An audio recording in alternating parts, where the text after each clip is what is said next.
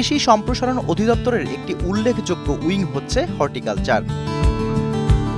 সারা দেশব্যাপী হর্টিকালচারে উইংয়ের রয়েছে ৭৬টি সেন্টার, যেখানে মানসম্মত চারা কলম উৎপাদন ছাড়াও মাতৃবাগান সৃজন, জার্মপ্লাজম সংরক্ষণে নানা রকম কর্মকাণ্ড পরিচালিত হয়ে থাকে। এই সমস্ত সেন্টার সুষ্ঠু পরিচালনার জন্য ২৯টি সেন্টারকে ক্যাটাগরি ১, ২৬টি সেন্টারকে ক্যাটাগরি ২, ২০টি সেন্টারকে ক্যাটাগরি ৩ শ্রেণীতে অন্তর্ভুক্ত করে উদ্যান ফসলের সম্প্রসারণের সেবা কার্যক্রম পরিচালিত হচ্ছে। গাজীপুরের কালিয়াকৈরের মৌচাক হর্টিকালচার সেন্টারটি ১ ক্যাটাগরিভুক্ত একটি সেন্টার। উপপরিচালক হিসাবে দায়িত্বরত একজন সিনিয়র কৃষিবিদের তত্ত্বাবধানে এই কেন্দ্রের কার্যক্রম পরিচালিত হয়। পরিচালিত কার্যক্রমের মধ্যে উল্লেখযোগ্য হচ্ছে স্থানীয় চাহিদার ভিত্তিতে মানসম্পন্ন ফুল, ফল, মশলা ফসলের বীজ, চারা ও কলম উৎপাদন সরবরাহ করা হয়। প্রচলিত ও অপ্রচলিত জাতের ফল গাছের মাতৃগাছ সংগ্রহ করে বংশবৃদ্ধি করা হয়। মৌসুম ভিত্তিক উন্নত জাতের বীজ, চারা, কলম উৎপাদনে প্রশিক্ষণ প্রদান করা হয়। উদ্যান ফসলের বিলুপ্তপ্রায় ও উন্নত জাতের জার্মপ্লাজম সংগ্রহ ও সায়ন সংগ্রহ করে বংশবৃদ্ধি করা হয়। কৃষি সম্প্রসারণ অধিদপ্তরের অধীনে মৌচাকের নূরবাগে নূরবাগ নার্সারি নামের গোড়াপত্তন হয় ১৯৭২ সালে। পরবর্তীতে বৃহৎ কলেবরে হর্টিকালচার সেন্টার মৌচাক নামে এর কার্যক্রম শুরু হয় ২০১৪ সালে। মূলত এই কেন্দ্রের আয়তন ২৭.৬৭ একর। মূল অংশে ১২.৫২ একর রয়েছে মাতৃবাগান এবং নার্সারি, ৯.৫ একর জুড়ে রয়েছে মাতৃবাগান জার্মপ্লাজম। মাতৃবাগান ছাড়াও এই অংশে রয়েছে বছরব্যাপী ফল উৎপাদনের মাধ্যমে পুষ্টি উন্নয়ন প্রকল্পের জার্মপ্লাজম সেন্টার, যেখানে প্রকল্পের পক্ষ থেকে দেশ বিদেশের ১০২ প্রজাতির ৩,২৭৬টি প্রচলিত ও অপ্রচলিত ফলের মাতৃগাছ সংরক্ষণ করা হয়েছে। সেই সঙ্গে জার্মপ্লাজম সেন্টারে কেন্দ্রের নিজস্ব সংগ্রহে রয়েছে বিভিন্ন ফলের ১৭০ প্রজাতির ১,৪০৭টি মাতৃগাছ। অর্থাৎ সব মিলিয়ে কেন্দ্রে রয়েছে ২৭২ প্রজাতির ৪,৬৮৩টি মাতৃগাছ। জার্মপ্লাজম সেন্টারের মাতৃগাছ থেকে চারা উৎপাদন করে প্রকল্প মেয়াদে ৩,০০০ সহস্রাধিক ক্ষুদ্র, মাঝারি ও প্রান্তিক কৃষকদের মাঝে সরবরাহ করা হয়েছে। সেই সঙ্গে প্রকল্প মেয়াদে ৪,২০০ তরুণ উদ্যোক্তাকে ফল বাগান তৈরি ও ব্যবস্থাপনার উপর প্রশিক্ষণ প্রদান করা হয়েছে। সদ্য সমাপ্ত আম মৌসুমে আম গাছের প্রুনিং বা ছাঁটাই নিয়ে সম্প্রতি একটি ট্রেনিং সেশন অনুষ্ঠিত হয় মৌচাক হর্টিকালচার সেন্টারে, যেখানে আম গাছের প্রুনিং ও প্রুনিং পরবর্তী সার ও বালাইনাশক ব্যবস্থাপনার হাতে কলমে প্রশিক্ষণ দেওয়া হয়। উল্লেখ্য, কৃষি বিজ্ঞানীদের মতে মৌসুমি আম হারভেস্টের পর আগস্ট-সেপ্টেম্বর মাসের মধ্যে আম গাছের প্রুনিং বা ছাঁটাই করতে হয়। আমের ফলন বৃদ্ধি, গাছের রোগ প্রতিরোধ ও ভালো মানের আম উৎপাদনে এই সময় আম গাছের প্রুনিং অত্যন্ত জরুরি। আম চাষি ভাইদের জন্য আম গাছের প্রুনিং এবং প্রুনিং পরবর্তী ব্যবস্থাপনা নিয়ে আমাদের আজকের প্রতিবেদন। বছরব্যাপী ফল উৎপাদনের মাধ্যমে পুষ্টি উন্নয়ন প্রকল্প কর্তৃক আয়োজিত এই প্রশিক্ষণ সেশনে উপস্থিত ছিলেন প্রকল্পের প্রকল্প পরিচালক কৃষিবিদ ডক্টর মেহেদী মাসুদ। তিনি প্রশিক্ষণার্থীদের মাঠ পর্যায়ে আম গাছের প্রুনিং কৌশল হাতে কলমে শিখাবেন। বিস্তারিত প্রতিবেদন দেখবার আগে চলুন কৃষিবিদ ডক্টর মেহেদী মাসুদের নিকট থেকে জেনে নেই বছরব্যাপী ফল উৎপাদনের মাধ্যমে পুষ্টি উন্নয়ন প্রকল্পের এ যাবৎকালের অগ্রগতি।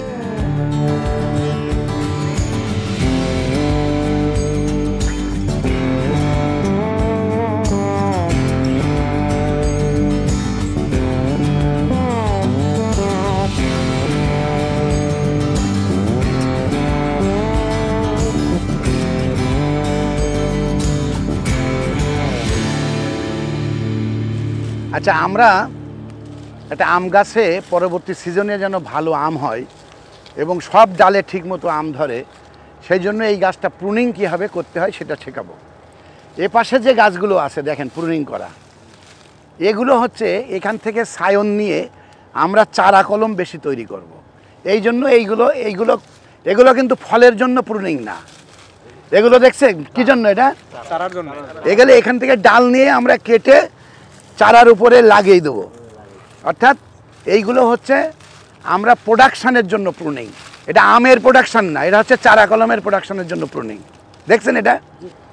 আমরা প্রথমে করব যে প্রত্যেকটা ডালে যেন সূর্যের আলো লাগে।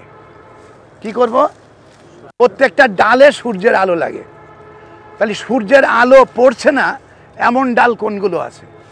যে ডালগুলো সূর্যের আলো পড়ছে সেটা কিন্তু কাটবো না, এগুলো আম হবে, সবগুলো আম হবে। কিন্তু কোন ডালে আম হবে না সেটা দেখেন। যে সমস্ত ডালে সূর্যের আলো পড়ে না, যে সমস্ত পাতায় সূর্যের আলো পড়ে না, সেখানে আম হবে না। তাহলে এগুলো আমরা সব কেটে ফেলবো। যে ডালে ঘন হয়ে আছে গাছের ডালে, সেইগুলো চিকন চিকন ডাল। তারপরে মোটা ডালে যদি আম না হয় ওটাও কাটতে হবে, ওটা আলো যদি না পড়ে। যেমন এখানে দেখেন, এই যে সমস্ত খিস ডাল, এই যে সমস্ত রোগাক্রান্ত ডাল দেখছেন, ওই ডালের মধ্যে দিয়ে চিকন চিকন ডাল, এইগুলো সব।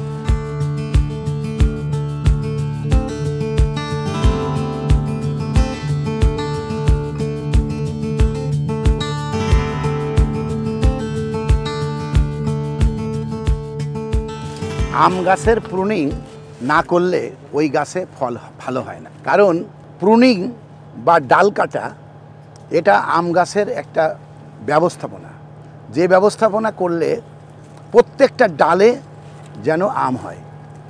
এক ডালে আম হলো আর এক ডালে আম হলো না, এরকম হলে তো লস হবে, ওই আম চাষ করে তো লাভ হবে না। এই জন্য প্রুনিং কিভাবে করতে হয় সেটাই আমরা এখানে শেখাতে আসছি। ধরেন আম গাছ বিভিন্ন ধরনের ডাল থাকে। প্রথমে কলমের গাছ তো সাধারণত গোড়া থাকে ছোট, তারপরে বিভিন্ন ডালপালা ওঠে 4-5টা। সেই ডালপালাটা যখন দূর থেকে যদি জঙ্গলের মতো দেখায়, ওই গাছে আম হবে না ভালো। জঙ্গলের মতো যে আম গাছটা, এটা প্রুনিং করে এমন ব্যবস্থা করতে হবে প্রত্যেকটা ডালে যেন সূর্যের আলো পড়ে। আবার একটা কথা মনে রাখবেন, আম গাছের যে ডালটা খাড়া একদম মাঝখানে উঁচু হয়ে থাকে, এই ডালে কখনো আম হবে না। যে ডালটা মাঝখানে একদম উঁচু হয় সে ডালে আম হবে? কখনো হবে না। আম গাছের ফুল আসতে গেলে একটা আম গাছের ডালে কমপক্ষে 18টা পাতা থাকা লাগে। 18টা পাতা থাকলেই একটা আম সে ফুল আসবে এবং ধরবে। 18টা পাতা হিসাবে যদি আপনার 3 18 54টা পাতা থাকে, তাহলে ওই ডালে 3টা আম আপনি নিতে পারবেন। বুঝলেন জিনিসটা? তাহলে আপনি হিসাব করে প্রত্যেকটা ডালে কয়টা আম রাখবেন সেটা আপনার এই ক্যালকুলেশন করে রাখবেন। তাহলে প্রত্যেকটা আম একই রকম সাইজ হবে, একই ধরনের হবে। এখন দেখেন আম গাছের যে প্রুনিং যেটা বললাম, যে যেহেতু খাড়া ডালে আম হয় না, প্রথমেই কাটতে হবে খাড়া ডাল। খাড়া ডালে গাছ বড় হবে, লম্বা হবে, এই ডালটা কেটে দিতে হবে। কেটে দিলেই এই ডালের যে শক্তি চলে যাবে ব্রাঞ্চে, ডালে। তাহলে বোঝা গেল যে কোনো খাড়া ডালে ফুল আসে না, ফল হয় না। বোঝা গেল? খাড়া ডালটা কাটতে হবে। খাড়া ডাল কাটলে তার ঊর্ধ্বমুখী যে বড় হওয়া, এটা বন্ধ হয়ে গেল। তখন সমস্ত শক্তি জমা হবে তার পাশের ডালে।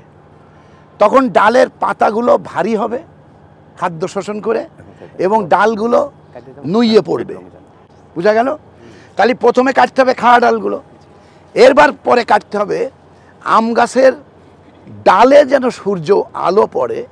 এই সূর্য আলো পড়ার জন্য আপনার ডালের গায়ে যে সমস্ত চিকন চিকন ডাল, এগুলো একদম ছেটে দিতে হবে।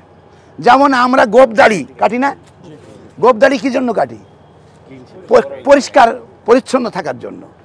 আম গাছকে রোগমুক্ত, পরিষ্কার পরিচ্ছন্ন, সূর্যের আলো ঠিকমতো পড়ার জন্য এই খিস ডাল, চিকন ডাল, যে ডালের কারণে মোটা ডালে সূর্যের আলো পড়ছে না, ওগুলো পরিষ্কার করে দিতে হবে।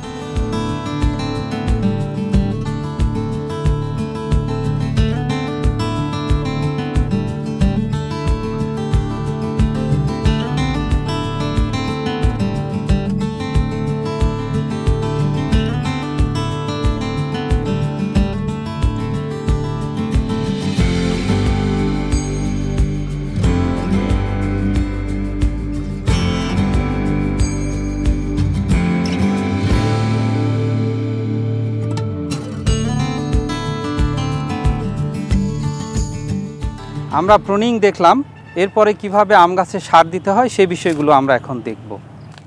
এই যে একটি আম গাছ, এই আম গাছটির বয়স 5 থেকে 7 বছর। তো এই 5 থেকে 7 বছর আম গাছে আমরা এখন সার প্রয়োগ কিভাবে করতে হয় এই বিষয়টি দেখব। তো এই গাছের যে পর্যন্ত ছায়া পড়ে, এই ছায়ার চারপাশে একটা সুন্দর একটা আমরা বৃত্তের মতো দিয়ে রাখব, এবং এখানে যে ঘাস এবং আবর্জনাগুলো আছে এই ঘাস এবং আবর্জনাগুলো আমরা পরিষ্কার করব।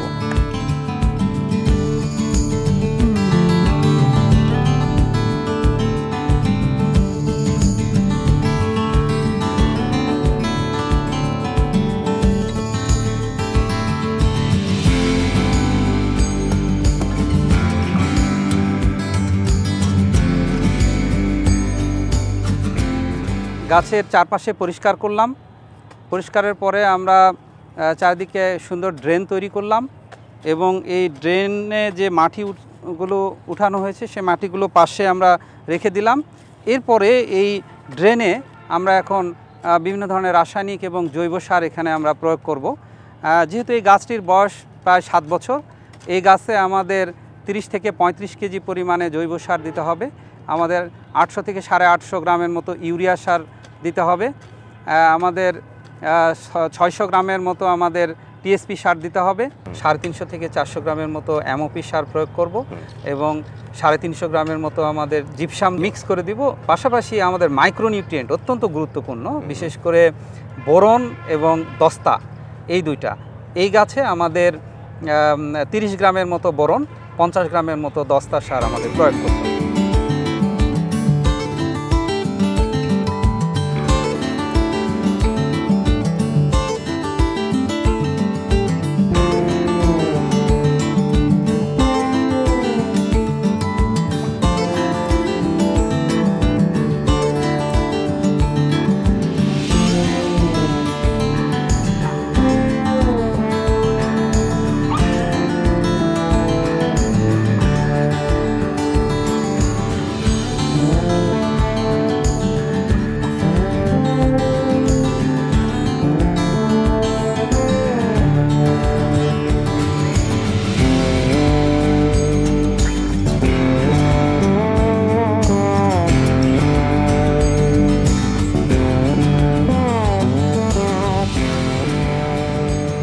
বর্ধ মিক্সার প্রস্তুত করার জন্য বর্ধ মিক্সার আমি একটা পাত্রে 500 গ্রাম কপার সালফেট বা তুতে নেব, আরেকটি পাত্রে নিব ক্যালসিয়াম অক্সাইড বা চুন, পান খাওয়ার চুন 500 গ্রাম।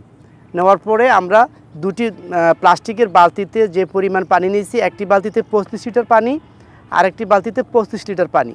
আমরা করব কি, দুটি বালতিতেই আমরা দুটি দ্রবণ, দুটি পাউডার ঢেলে দেব। প্রথমে 25 লিটার যে পানি, এটার মধ্যে আমরা ক্যালসিয়াম কপার সালফেট ঢেলে দেবো। তারপর আরেকটি বালতিতে আমরা 500 গ্রাম ক্যালসিয়াম অক্সাইড এটা ঢেলে দেবো। এটা আবার নেড়ে নেব, নেড়ে দ্রবণটা তৈরি করে ফেলবো। এভাবে দ্রবণ তৈরি করার পরে আমরা রাতে দ্রবণটা তৈরি করে রেখে দেব। সকাল 8টার সময় আবার আমরা দুইটা দ্রবণ একত্রে করে মিক্সার করে গাছে আমরা স্প্রে করব। 25 লিটার পানি রেখেছি। এই 25 লিটার পানির মধ্যে আমরা 500 গ্রাম তুতে রাখছি কপার সালফেট। আরেকটি বালতিতে আমরা 25 লিটার পানি রেখেছি। এই বালতিতে আমরা 500 গ্রাম খাওয়ার চুন রেখেছি, পান খাওয়ার চুন রেখেছি।